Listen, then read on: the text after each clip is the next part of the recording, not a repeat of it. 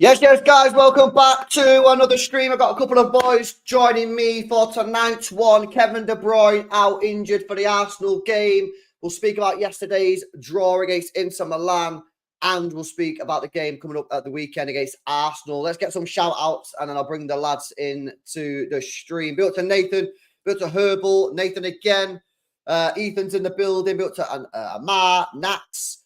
Noisy Pod there, built to Steve, Mahmood, Karl, Marshy Boy, Danny, Del, Subhotty, Brub, built to Derek, Peter, Jordan, Nabil.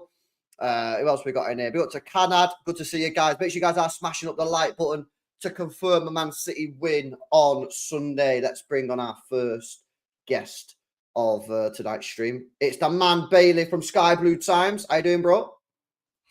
I'm doing really well, mate. Thanks for having me on. Oh, no. It's good to have you, man. Bailey's Twitter link is in the description, by the way, chat. So make sure you go follow out that. Mad research. Like, I've never seen anyone, bro, being deadly serious, ain't glazing you here, that puts as much research and stuff into some of those threads, bro. It's crazy. So you guys definitely need to go check it out. Link is in the description to follow his Twitter account. And of course, we have the main man. One of the main guys, isn't it? One of the main guys. Move from Noisy Pod. Link in description. Link in title. How you doing, bud? You good? I'm great, mate. Thanks for having me. Good to be with you, and especially Bailey. Yeah, man. Big up to you guys. Let me just throw it out there. What are you guys making? In fact, first of all, let me speak about this injury. Kevin De Bruyne injured. I've not really spoke about it too much. Just did touch on it a little bit in the watch along earlier on. Breaking: Kevin De Bruyne is set to miss Man City versus Arsenal on Sunday. His injury is not understood to rule him out long term. Man City are unwilling to risk playing him and potentially losing him for even longer. How much of a blow to you guys is this? Bailey, let me start off with you, bro. Is this a blow to you, or like, how much of a blow is it? I think it just depends on how quickly Phil Foden can get into the team and be fit, sharp, and ready to go, to be honest. If it's going to take a few games, then we'll probably feel it a bit more so. But I think if he's ready to go, then I think we'll do just fine. And the kind of feeling is not necessarily a very serious injury either, is it, for De Bruyne? Nah, it's just a knock in it. The thing is, right, can I tell you about something, yeah? Fit or not, I wouldn't have started Kevin De Bruyne against Arsenal anyway. Same. Oh, against Arsenal. Sorry. Against Arsenal. Inter. Sorry. Against Arsenal. Against Arsenal. Not same. Not same. Well, different. Would you have started him against Arsenal? If he hadn't have played against Inter, yes. So I don't think he's a 3-game-a-week player anymore. So yeah, if you'd have played him against Inter, then you probably wouldn't have played him against Arsenal at the weekend. So my thinking is, right, this is the team that I would play now that Kevin's injured, but this was the team that I would have played anyway, right? The reason I wouldn't have played Kevin De Bruyne against Arsenal anyway, yeah, is because if they come and play a low block, which I expect them to play really defensive, right, the space isn't going to be there, right? I believe, right, and Bailey is going to be interesting because Bailey is a lot more better at this than me, right, in terms of tactics and shit, yeah. I believe KDB thrives when there's space. Now, that doesn't mean that when there's no space, he's trash. I'm not saying that. I just think he thrives when there's space to operate in. Space to receive the ball, space to get his head up, space to put the ball into the box, right? But there isn't going to be space against Arsenal because Arsenal are going to pack out the space. A player that doesn't necessarily need space is Phil Foden, because Phil Foden can be in there and you can have a player right there, yeah? You can have a player right here. Give me the ball and he'll turn on it and then he can make something happen. Yeah, and that's something that KDB can't do, that Foden can do. So personally, anticipating that the game was going to be us just having the ball and Arsenal sitting there, I wasn't going to play Kevin De Bruyne in this game anyway. Now he's injured, it's obviously forced the hands. But what are you guys making my predicted 11 or start 11? Any issues with this that you see, boys? Not really. I suppose the choice is that right wing, right? What do you do there? I agree with you that Doku should play because I really think we should go after these from the kickoff and try and bury them from the start. I'm very relaxed so far about the season, so I'm seeing this as, I don't want to call it a free hit, but like it's very early in the season. They've got a key player out. You know, we're champions. We're yeah, I just feel very relaxed about it. And like we should go after them. Doku is a good pick for me. It's just I just wonder what to do on the other side, whether Savinho could come in there. My thinking is, Morv, yeah. My thinking is the reason I've gone Bernardo is you got the three in the midfield, yeah. My thinking is simply this: if during the game we're having slight issues in that midfield, then Bernardo could just push in a little bit into the sort of more central zone. And then obviously you've got an extra man there, which really I think you'd rather have Bernardo doing that. Plus, if you've got Doku on one side, you got Bernardo on the other for a little bit of calmness. That's my only thinking with it, really. Like, it's not like I've not thought about it massively about it. Like, because you've got Gundo in there, I don't think you're going to need Bernardo centrally. You got Rodri's going to be there, Gundo near him. I don't know. I think you could be a little bit more. You could be a little bit more aggressive in the front three than this lineup. Yeah. That's my take. I'm interested in what Bailey thinks. That would be aggressive if you went Savio, Haaland, Doku, Foden, Gundo, Rodri. But yeah, I don't know, Bailey. Sorry, one last thing. I see Grealish and Bernardo as options when you're like really good options when you're like 2-0 up against these. So so go after them from the beginning. Try to get a lead, and then in the last half an hour, you know, bring on Bernardo and Grealish to close it out, sort of thing. Yeah, I'd go for Savio and Doku to start. I think we know. I think we know quite clearly what Arsenal are going to do, which is the same kind of game plan as last season, compounded by the injuries that they've already got. I mean, in the game against Atalanta, I think they had 16 progressive passes and we had 62 against Inter, which just shows you how much they're going to struggle to move the ball. So yeah, I'd go with the two. I wouldn't play both Bernardo and Gundogan because I think it's useful to have one of those on the bench that you know could come in and can kind of like settle the tempo of the game depending on which way you want to shift it. Yeah. The only thing with playing Savio and Doku is you probably miss somebody dynamic off the bench. So maybe that's something Pep might think about. But I do think Doku deserves to get a go and have a start. So maybe you would go Grealish on the left, Doku on the right, knowing that you could then bring Savio on later on if need be. But I think the approach needs to be to go after them and be 1v1 out wide against Arsenal. Yeah, no, I think Doku has to play for me. I think Doku's got a little bit of a hard time, really. You know, he was for me, it was our best winger last year. You know, I mean, not that we had many candidates to be honest with you, but like he finished the season really strong. He only played like 30 minutes of the FA Cup game, and he was our best player. He started the season with no pre-season. Remember that as well, guys, because he had no pre-season. Jack Grealish and Oscar Bob were doing really well.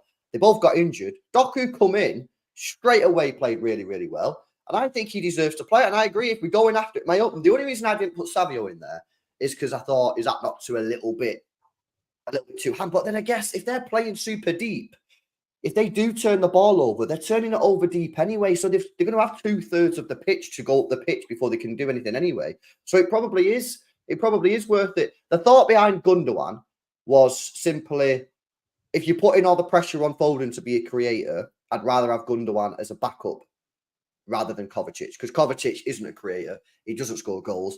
And at least if Gundogan's there and Foden isn't doing quite enough, Gundogan can score, he can create, and Kovacic doesn't really do that. That was my only thinking there. Some people have said if you did Kovacic, then you could really give Phil Foden the free role, but I just feel that's putting a lot of like not the pressure. I don't want to say that he can't handle the pressure, but like a lot of the responsibility.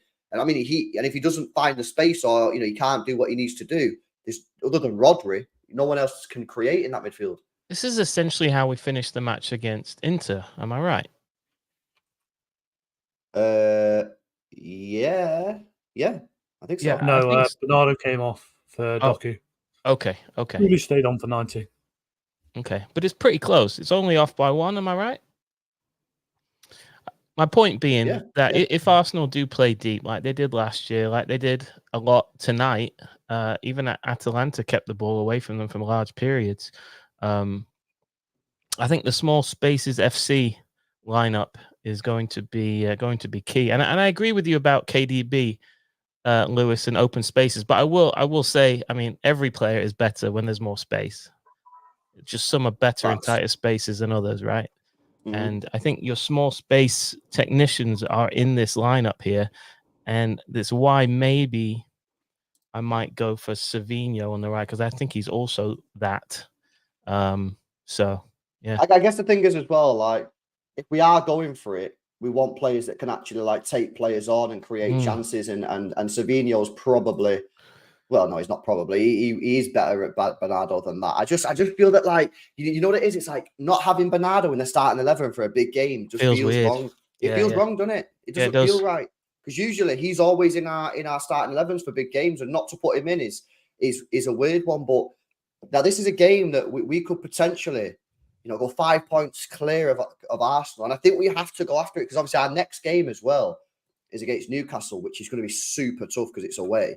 And, they're getting results as well. They're not particularly playing very well, but they're getting the results. And for me, maybe we do go for it. But yeah, let me switch over to this one. Yeah, that's what we're saying. We should go for that. Savio and Doku. Let me know in the chat, guys, what you're saying. Should we play Savio and Doku? No shouts for Grealish from either of you. Quite surprised at that. It's the effectiveness against the low block. I think Doku and Savio are here for that purpose. So again, I'm not. I wouldn't mind Grealish and Bernardo in this match, but hopefully it's when we've got a lead and we're trying to close it out, which I think they're both excellent at. I would just say on Grealish, you would need to give him somebody to overlap or underlap, and I don't really want to have Guardiola commit too early and give Arsenal a chance to get in behind.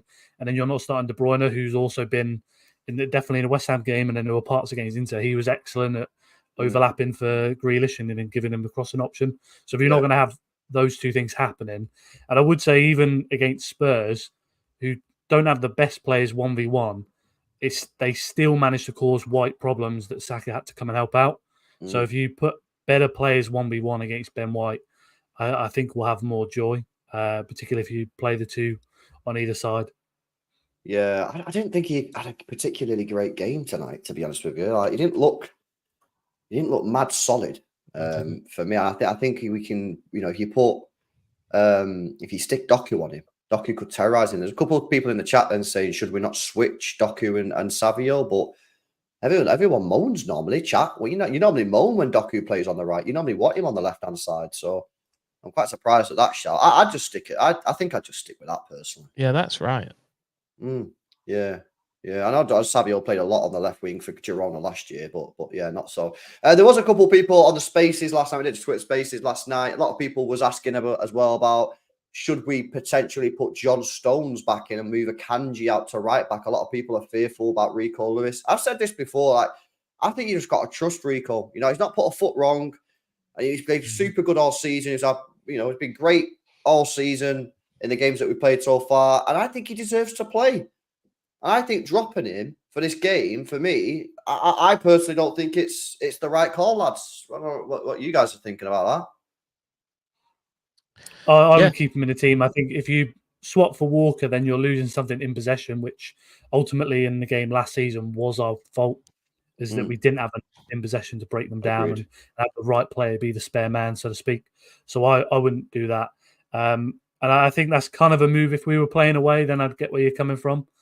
But definitely with those three in the back line, you've got more than enough there to be aggressive and push up. And I don't think Arsenal are going to be that dangerous in numbers going forward. I think it's more about does Havertz and Saka manage to get themselves in a good situation.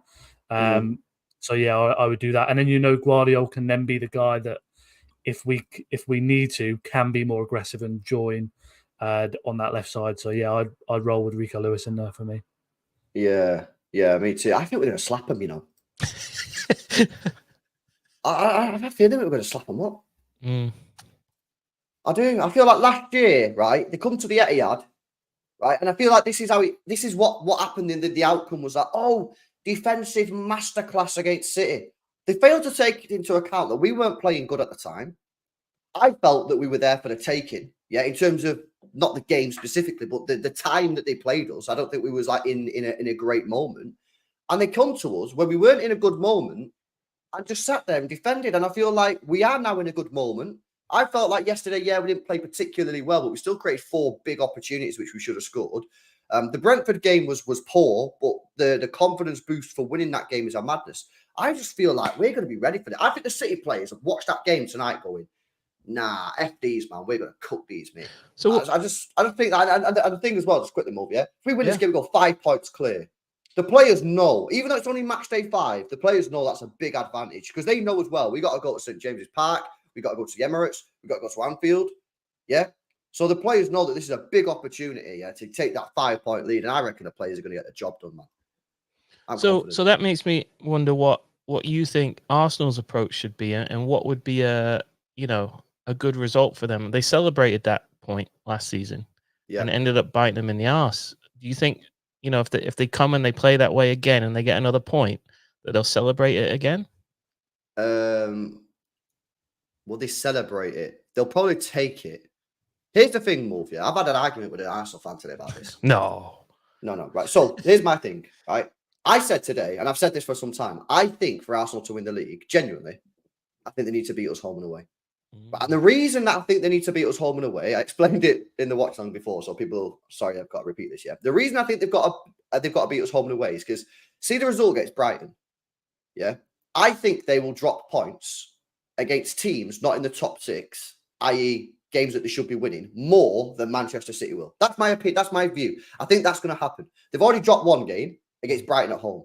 Non-top 6. I think they're going to drop points more than Manchester City. That means they need to overcome that deficit in other games. Now, Manchester City, okay, so now Manchester City, if you look at the top 6 record, Arsenal's record against the top 6 last year was decent. Ours was really bad compared to normal what it is. I think we only beat 3 teams, United home and away, and Spurs, I believe. Is that right? Spurs away. So we only won 3 games out of the top 6 last year, right? I think that's going to improve this year. I'm not going to say we're going to win them all, but I think we're going to have a better record than we did last year in terms of a points haul. So where's the points coming from? So I come to the conclusion that I think for Arsenal to win the league, based off City doing, having a normal season, they need to beat us home and away. Agree. Now, that's me thinking like, on a madness. If they get a point out of this game, I think that they'll actually think, that's pretty decent because they could have been 8 points behind us after this game. If they didn't beat Spurs and they got beat against us on Sunday, they could have been 8 points behind. So I think Arteta looks at it and goes, listen, if we can get a point here and come out the Etihad 2 points behind, that's not the end of the world. Do you know what I mean? And I think he'll take that. But my opinion is I don't think that will be good enough in the long run. Have you heard this thing? I may have heard it on 9320 pod where they said that the leak out of the Arsenal camp is that they've gone in on trying to establish a huge lead. That their approach to this Premier League season is to try to get far enough ahead of City early doors that we just can't catch them. So that leads me to believe they might actually not bunker in and actually try and win and gamble a bit. I think going into a season with a strategy like that, stupid move. I think it's something I heard. Yeah, no. Did you hear that? Yeah, but I thought that before when I saw their pre-season because of all their players that came back so early in comparison to ours. I think nearly all their players started a game in pre-season, whereas you look at ours and barely any of the senior players got even 1 start. So that's what I thought, and then I heard the same thing that kind of pieced that together. But I would say on that, the thing that I think is going to be hard for them is mentally the entire squad is thinking we're going to attack the season early. So even just the injuries is going to make them doubt themselves a little bit to think, we had that plan. That was how we were going to get the jump. And if you look at the way Liverpool was when they did win it, yes, we weren't as good and we had our different faults and that. But not only did they perform well, but they significantly overperformed what you would expect. Whereas you look at Arsenal, the way they've started, it's not even been like a very good start. It's just been kind of okay, hasn't it, really? Yeah.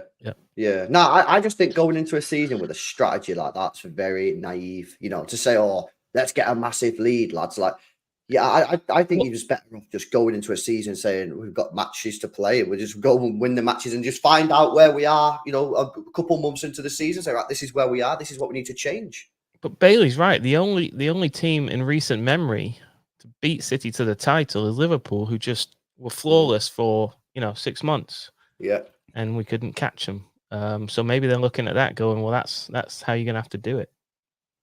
Yeah, but I don't know. Like for me, I don't know. I think I would be amazed if Arteta went for it, because if you come out the game 5 points, because the thing is, if he goes for it, yes, he's got more chance of winning, but he's got more chance of losing. And if you lose the game and be 5 points behind, I'm taking that to the bank and being 5 points in front after 5 games. Alternatively, he might think the best way to beat us is to play deep and counter. So when you say he might go, he would. What's that? Set pieces as well. I bet they can count on them to be useful. Yeah. Listen, it's going to be interesting. I just think if they take a point, they'll probably look at that and go, you know what, 2 points behind them when we could have been 8 points behind them. We will take that one. But I just don't think across the season it will be good enough, because I think they'll drop points against teams that they've not expected to drop points against more than we will. And they'll have to make that up against somewhere else. And City's the place that they need to make it up. Built to Amar says Foden needs to play centre forward almost. Gundo late runs pivotal. Yeah, I agree. I'd push Foden. I'd get him really close to Haaland. So if any knockdowns for Haaland, he can be there on it straight away. Foden can shoot from the edge of the box. He's got a good shot from the edge of the penalty area. I agree. Get him on the edge of the box like we did at the Bernabeu last year. You know what I mean? And see what he can do. I think it's a big moment for Foden, isn't it? Because he's well rested. You know what I mean? He's played 90 minutes. Obviously 45 against Chelsea, 45 yesterday since he's come back from the England game. So he's been very, very well rested. And I thought he looked pretty fresh last night. I was quite surprised that he's sort of level. Here's one for you. Obviously, Haaland will start the game. He's going to start all the big games. He's just got that kind of profile and reputation. But is there a point where if Arsenal do low block us and he's getting no joy whatsoever, is there a point in the match where you would false nine it? No. I wouldn't. Bailey, would you? I don't think so, really. Just because that's a completely new setup within a game, isn't it? I think it'd be different if they're doing it for a set game, or like the League Cup, for example. You can kind of just leave it and roll with it, can't you? But I think within a game, he's your big guy, isn't he? That could always find the chance in those kind of dire moments. And you look back at the Inter game, like if it's Haaland on the end of those, maybe one of those headers goes in. So if you take him off, you just running a risk, aren't you? Really. I think he will stay on unless he had a really either significantly bad performance or he was carrying something. Because that's the only way he came off against Madrid last season was because of that, wasn't it? So yeah, I'd leave him on. You have to be a brave manager to take Haaland off against Arsenal at 0-0. Yeah. I don't know. Even when he came off against Madrid and he was clearly carrying something, but Pep still got hammered for that, and Haaland got hammered for it as well. Yeah, no, he did. That's the thing. I think for me, I think there's a little bit of expectation on Haaland this Sunday as well, because I usually, when we do the player ratings and stuff, I usually say, well, if you've not created anything for Haaland, then what's he meant to do? I think Haaland's got to be showing on Sunday that he's moving. He's making those runs. He's got to be doing everything he possibly can. So at the end of the game, we go, yeah, he did everything right. We just didn't get the ball to him. If he's just sort of stood there waiting for the perfect cross or the perfect ball in, he needs to be showing a lot on Sunday. And it's not me having a go. It's just saying that there has been times, obviously in the last 2 seasons, whereby he's been marked out of games, and most of the time he's not done anything wrong. It's just we've not been able to find him. But this is a crucial game, and of course we know what happened last year. So yeah, I think it's a big one, man. But it's an intriguing game. Arsenal didn't play well tonight. Did you watch the game, Wolf? I did. No, they weren't. Obviously, they were very good at the back, but going forward, not much going on at all. They looked tired to me, to be fair. So that I know that doesn't bode well for the short turnaround for Sunday for them. But and I think obviously that the substitutions were a look ahead to playing us this weekend. I wonder how much they cared about that result versus how much City cared about their Champions League result. Do you know what I mean? I almost feel like City cared about ours more. It's kind of weird, right? Because going into the Inter Milan game, I was kind of just like, you know what?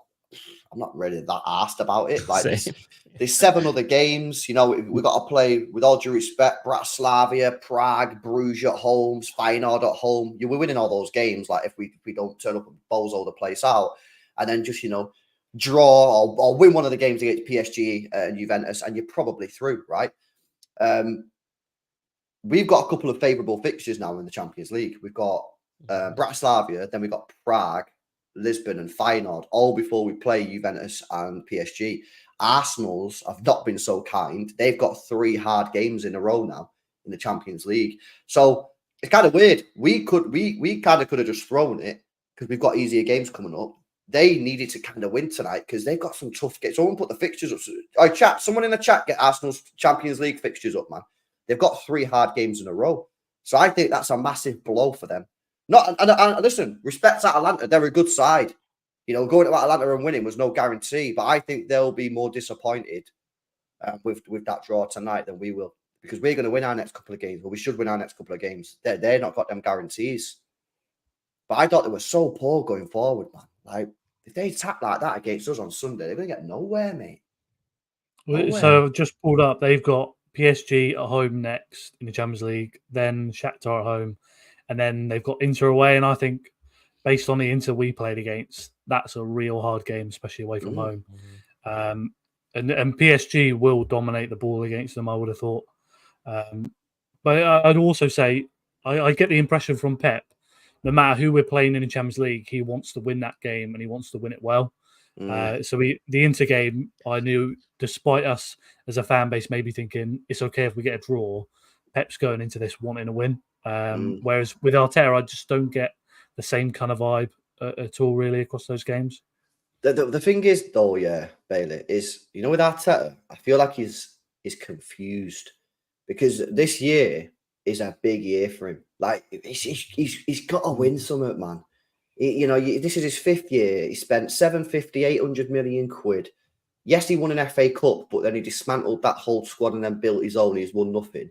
And listen, he's done well. He's got 2nd place twice. You know what I mean? He's built a really solid team, but he needs to be winning something. And I feel that, like, with him, Pep's just going to go, I'm going to go for the Champions League. I'm going for everything. That's his mentality. I'm going for it all, mate. You know what I mean? Whereas Arteta, it wouldn't surprise me this year if you see some really weird decisions, because he's trying to just like perfect everything. He's trying to like perfect. And tonight looked like, when I seen the team lineup for Arsenal, I was like, Jesus, they're going to go for it.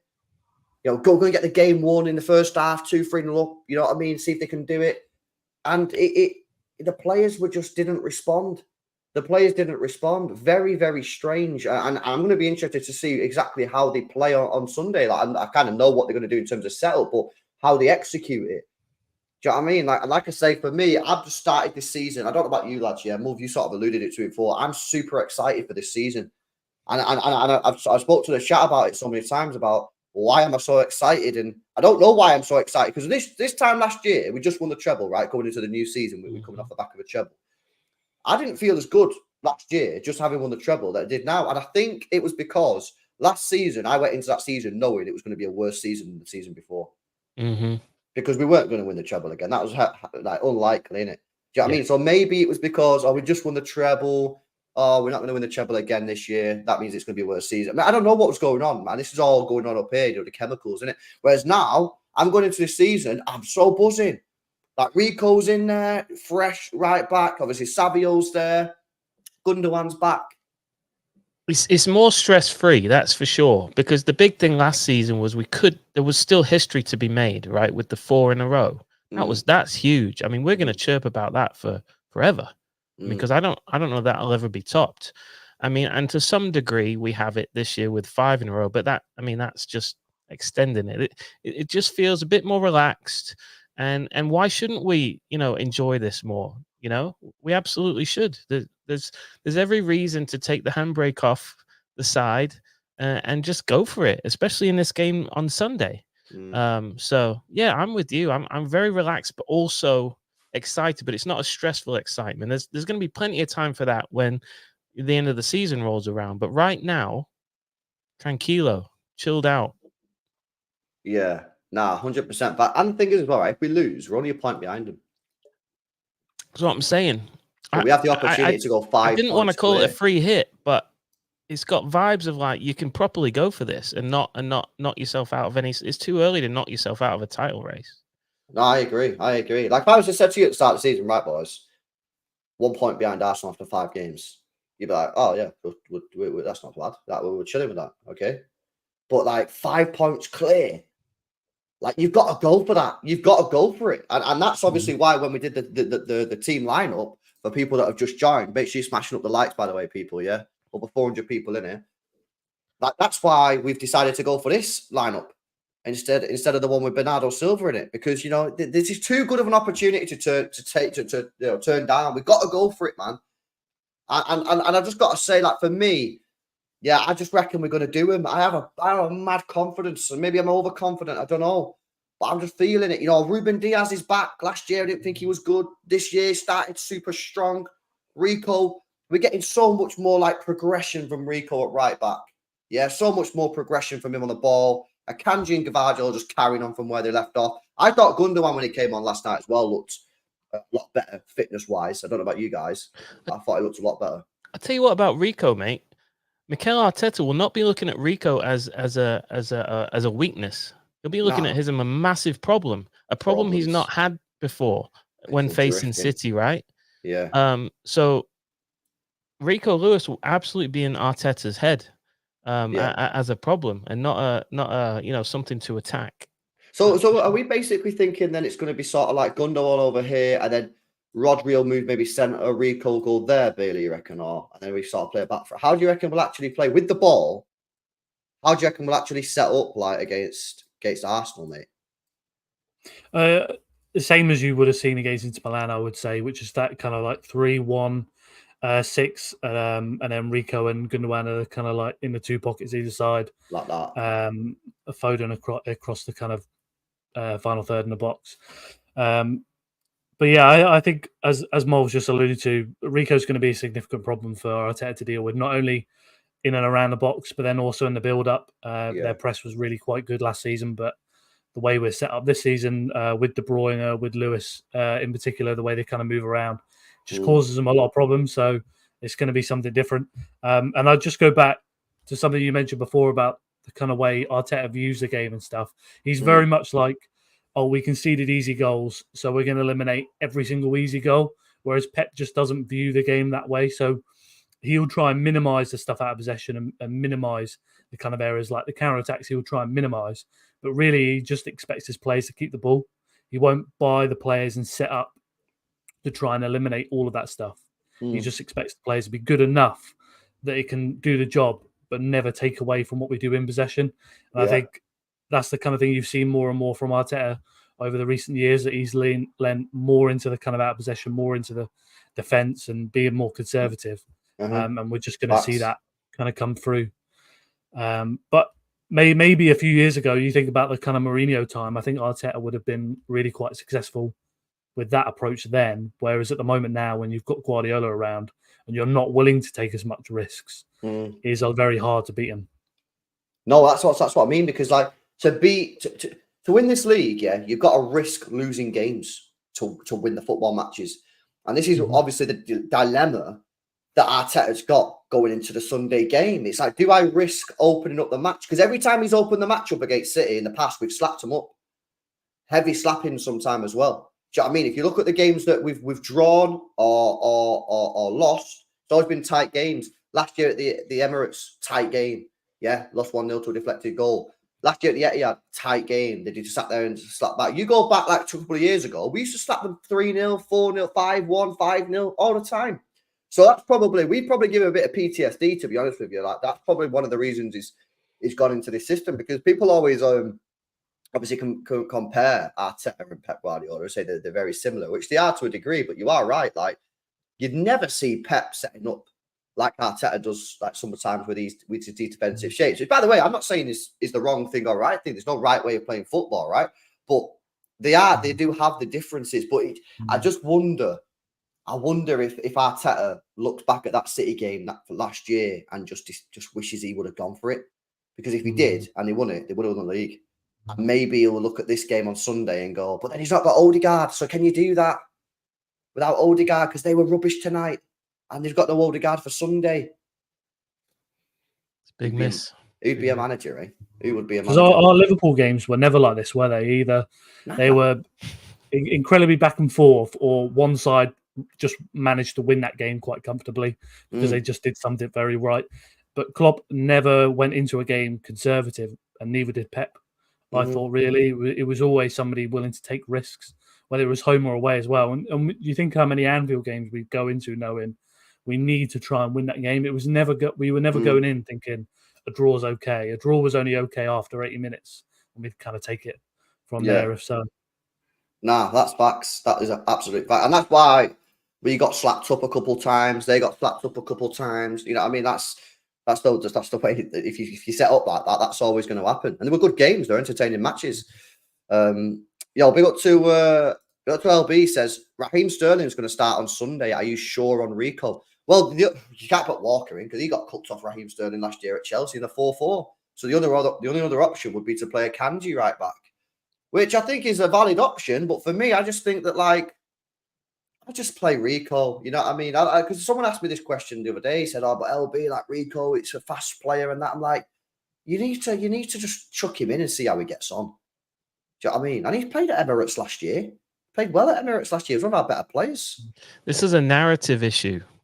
This is a fear based on a narrative, and not if you take Sterling in isolation as a player without the past of having played for City and sort of unceremonious exit from City. I think LB's got maybe a fear of a certain narrative rather than fearing the player himself. Yeah, maybe. Say. So Kanji is going to be up against, though, in reality, when we lose the ball. It's not going to be Rico. That is very true. That's a good point, LB. Yeah, I feel like I'm talking to myself. That's a good point. He's not going to be up against Rico because Rico will be in midfield. You know what I mean? And the thing is, as well, if they do play this low block, when they have the ball, they're going to be winning the ball on the edge of the penalty area, in their own half. There's going to be lots and lots of time for us to rectify the situation. And yes, they're high pressure, high stress situations when you do lose the ball, because it's like, you got Sterling running out of Kanji, and if he gets past the Kanji, he's in the penalty area. But there's still time for Diaz to maybe get back and cover. There's still time for Edison to rush out. Like, there's still time. So still time for Sterling to put it in Rosette. Yeah, exactly. No, 100%. But that's a good point from Bailey, to be fair. He's not even going to be playing against Rico half the time. Because the main time they're going to attack is going to be a counter-attack to transitions. But if that happens, Rico's not going to be there. And the thing is as well, man, I remember when Rico played against Salah, right? And he did well. He did well against Salah. For me, I think people are still worried about Rico having a stinker. And it's like, they're just waiting for him to have this bad game. So they're like, oh, yeah. Maybe because they don't believe the hype. They don't believe how good he is because he's been that good. And it's like, no, surely he can't be this good. So surely he's going to drop a stinker at some point. He's going to drop a stinker at some point. One of the things I've been most impressed with Rico is his positioning. Like, better than Walker for me, particularly marking at the far post. Yeah. Yeah. So, yeah, stick with Rico. Yeah, 100%. I would just say as well, defending's a very kind of general term, isn't it? So what Walker's very good at is a specific part of defending. Doesn't mean he ticks the box in all the places. And that back post with, I think it was Pedro Neto, with the chance that Rico was there to stop. That's something that Walker has shown definitely in the last 2 seasons is not particularly great at. Yeah. But that's just one part of defending as well. So it will come under that banner. But I think when people do talk about defending, they should be just a bit more specific about what Walker's good at versus what Rico's good Absolutely. at. And then just to kind of like add a Kanji in there, like he's excellent as well. And he's very aggressive on that side to go up on the players. So like in Nkunku, when we played against Chelsea, even when he's getting the ball, he's got a Kanji right on top of him straight away. And for Sterling, that's not going to be easy to deal with either. Yeah, no, that is facts. That is fact. I can tell you did a podcast, bro. Yeah, because it's solid. That's why you're on the 93.20 and not on the noisy pod. You know what I mean? These guys are sat There's a waffling like I do on this channel, and then you're there with like actual real facts about defending. It's like, oh, that's true. Now because it's right, man. Because Walker's very good at like that 1v1 defending, innit? Do you know what I mean? But like back post defending, he's awful at it, man. He always lets people come into the back post. Rico's really, really good at tracking that. Yeah. So that was another solid point. Another solid point. One of the first things I do when I'm prepping for my podcast is go see what Bailey's saying. Links in description, guys. Yeah. Tinsay says, let's just not lose the game. Yeah, obviously we don't want to lose the game, but we've got to risk losing the game to win the game. That's analysis, that. Love it. Analysis. It absolutely is. It absolutely is. What have you guys made of the reaction to yesterday's match, man? It's been a weird... You okay? No, I'll be right back. Okay. What have you made of the reaction to last night's game? It's a bit of a weird response, wasn't it? We get a 0-0 against Inter Milan, one of the probably top 5 teams in the tournament. Some people are saying it was a trash performance. Some people are saying it was a bad result. Like maybe a bit of overreaction. There was the whole Grealish Doku debate that seems to come out every single game now. Like, was you surprised by some of the reaction yesterday? Yeah, mainly just because I think people missed the point that Inter are an excellent team, and the team we played in the Champions League final was kind of like their phase 1 where they realised how good they are, and then now you just saw in the game we played just how well they kind of moved the ball.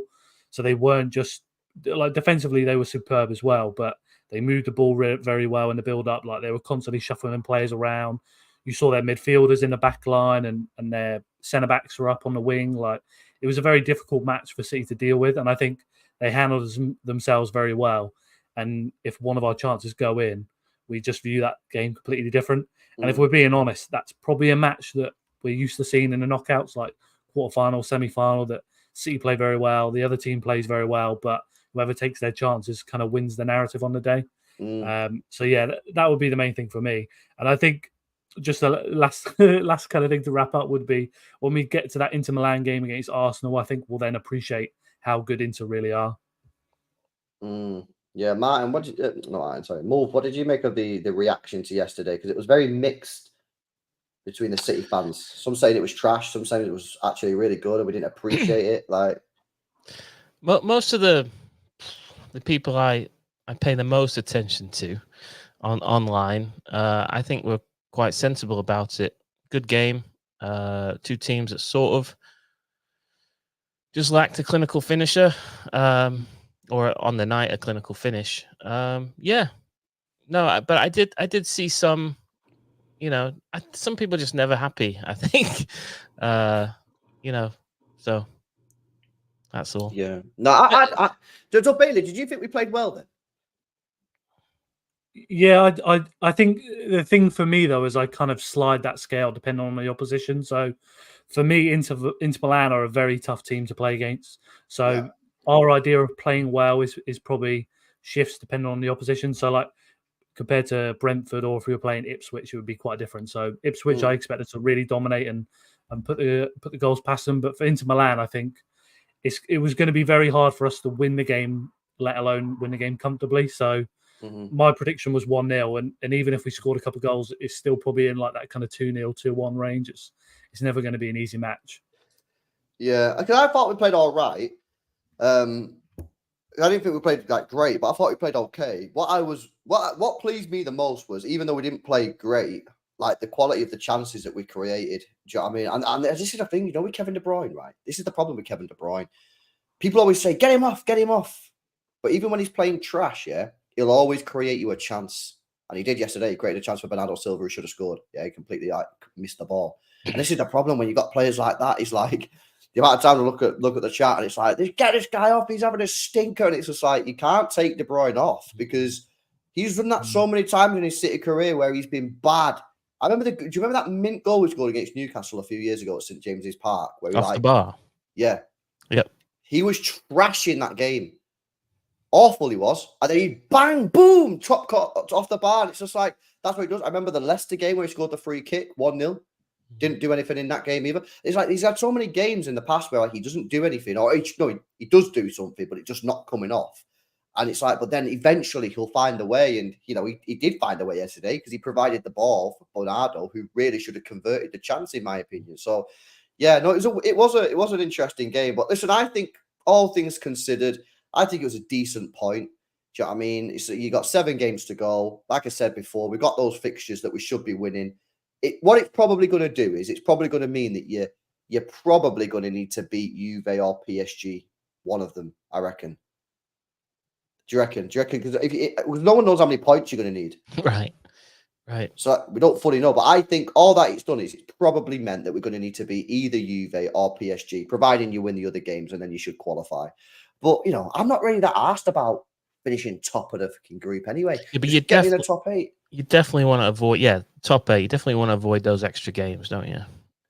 You do. You want to qualify because obviously you want to swerve those 2 games, but get yourself in the top 8, which you should be doing by beating the teams that we've got in this group. Beat either Juve or PSG away, and that should be fine. Worst case scenario, get to match day 8, you got to beat Bruges. You should be beating them. It's a home game.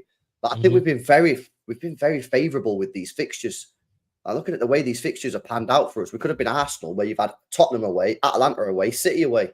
You know what I mean? We should be very gracious, to be honest with you. But yeah, man, listen, anything else you guys wanted to cover? Anything else on the Arsenal game? Anything on yesterday or anything?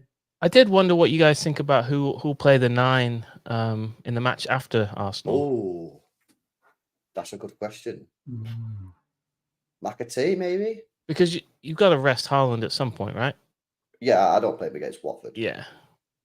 It's probably going to be a full 11 change, isn't it, as well? Yeah. So I think McAtee will play. I think there's probably even a good chance O'Reilly gets on the sheet just because Pep will really want to completely shift the side up.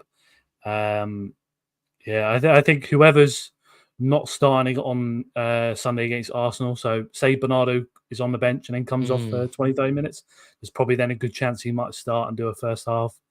But I think Walker Stone should be, Ortega should be. I wonder even if he might chuck Wilson Esbrand in there at left back just to not play Guardiola. But it's if it was an extra day, we'd probably see more senior players. But I think he'll kind of make a point of really rotating aside. Yeah, one of our defenders is going to have to play again, though, aren't they? We don't have enough, do we? Diaz or Akanji, one of them's going to have to play with Stones, aren't they? Because Ake is injured. Yeah, we don't have that sort of. Which is why I said we're going to sign Trevor Chalobah for 20. Bailey, you know your stuff. Should we assign Trevor Chalobah for 25 million as a squad rotation option, homegrown? I think I'm pretty sure I've tweeted that at some point. So, yeah. What, you back it as well? Yeah, definitely in that kind of role. Yeah, I think that's probably the one thing we're missing in the defense is that kind of person. Like, say if Callum Doyle stayed around, although it's probably good that he's going to get game time, but if he stayed around, then it's probably a good chance he gets a good amount of minutes this season. So that's probably the one thing we're kind of missing. Yeah. You know, I would ask you guys. I did a poll where it was like, if you could sign one defender next summer, what position would it be? It'd have to be a right back because I'm selling Kyle Walker. It would have to be. I'm selling Kyle Walker next summer, so it'd probably have to be a right back. Frimpong got 2 assists today. Did he get 2 assists? I think he did. I'm pretty sure he got 2 assists. He did, yeah. Yeah, he got 2 assists. But he's not really a right back. Do you know what I mean? But he's completely different. In this system where we're playing essentially 3+1, he would just do a different role to Rico, wouldn't he? He would just be the person that would overlap and the winger would come inside. But I just thought it was interesting because I've seen you mention LB about Ake before on streams that if he has a bad season and he's hit with injuries and he's not playing so much, maybe the question becomes in his mind. Stones, if he has another injury hit season, I think City will be thinking, and he'll be thinking whether or not, and then Walker as well. So you've got a few players there that come next summer might think about going either themselves or the club wise. So sure, it's it isn't. No, it's a good question, and it's difficult because the thing is with the Stones thing is, if he doesn't stay fit, right, City will keep him, right, but if he doesn't stay fit, then who's going to buy him? Because then if he's 30 now, I think he is 30, 31. So who's going to pay money for him when the reason we want rid of him is because he doesn't stay fit? And if he does stay fit, I think he'll be all right because John Stones is a good football player. So he'll be fine. And if he's fine and he stays fit, City won't want to sell him. So I don't see Stones leaving personally. Ake, on the other hand, once he comes back from this injury and he'll stay fit, hopefully, he won't get in the team like for the big games and regularly because Gavardio's locking off that left back position and Diaz is playing really, really good with Akanji at the moment. So that's the reason I think Ake is more likely to leave than Stones, because I think come the end of the season, it wouldn't surprise me if Ake's like, you know what, I should be playing. And he should be playing. He's a mint player. He should be playing first team football. Like, he's an unreal player. But then Walker's going to leave. Like, Walker's not going to be here next year. So we're going to need a right back. So like KDB might leave. Like, there's going to be the transfer activity next summer, you know, provided we're not relegated. And if you move, say Rico moved to midfield next season, you actually need more than one right back, really. No, I know. And the thing is, I don't even know who you'd go for. People talk about Branthwaite. I'm not a massive fan of him, me. I don't know about you. I don't really like him. I think he's an average player. Branthwaite. Who's that Spurs centre back? Van der Ven is contracted until 2030. No chance. No, not him. Oh, Romero, you on about? Yeah. What do you reckon to him? No, you don't like him? No, he's not consistent enough. He reminds me of Otamendi. Mm. You know what I mean? Yeah, Van der Ven would be amazing, but you're not going to get him out. Yeah.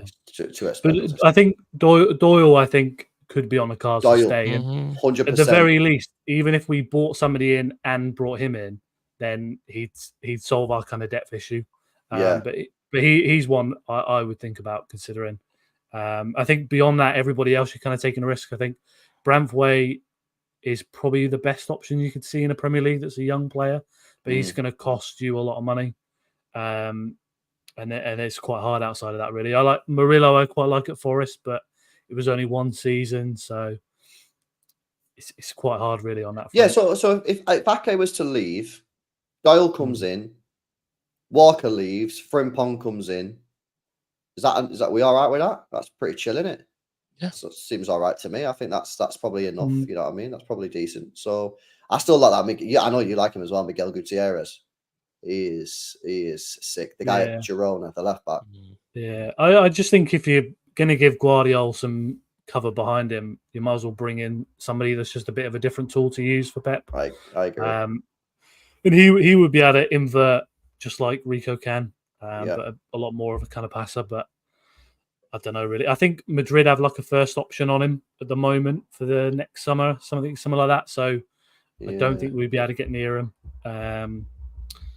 So yeah, but I just feel like you've got quite a few defenders there that you're kind of getting to the point where you've either got injury or age is creeping up, haven't you? I know. That's why I think a decision was going to be made on Stones or Ake in the summer, because you don't really want them both getting to 32, 33 at the same time, and then maybe they both leave at the same time. So I like I say, I think Ake is going to leave.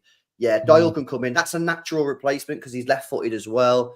Get Frimpong in. You know, he's only 30 million release clause. That's going to cost you for two players. It's going to cost you 30 mil because Doyle's is already our player.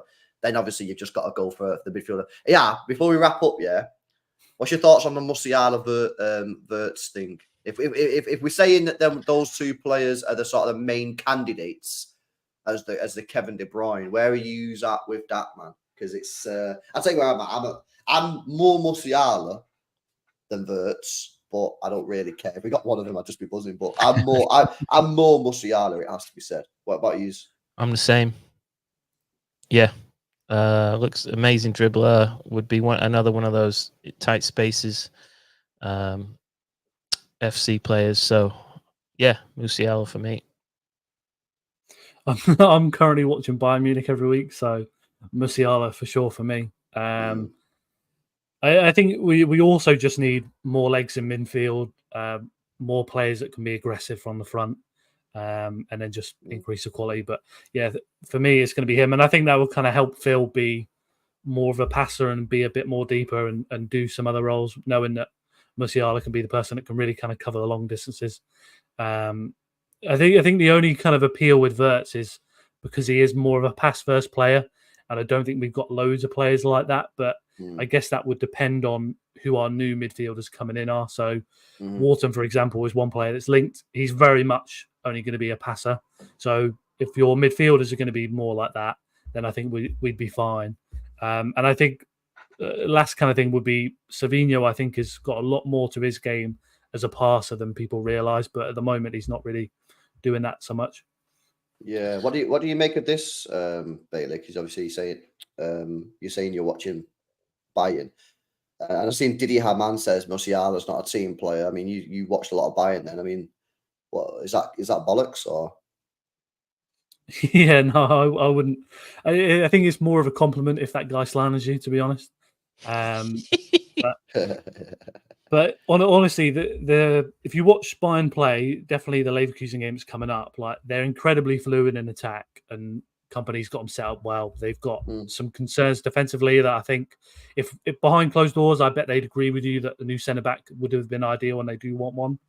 And they've probably got some concerns there, but Musiala's the one who's pressing 4K and 1K drops, and they work very well together, linking up. So yeah, I wouldn't say so at all. We left a big name out of the CB conversation, by the way. The centre back conversation, the best CB of our preseason. Calvin Phillips. Oh, how is he even doing? I've not even seen any of them. Like, is he even played? Like, I know he come off the bench in one of the games, but I don't know if he's played. Yeah. Cheap, homegrown. So we're all right on that one. I tell you what though, the Bayern fans are getting pure rattled about this Musiala thing. I'm winding them up on Twitter, man. This one account, called like what's it called, man? I'm chatting like winding them up. They're called Munich. What are they called?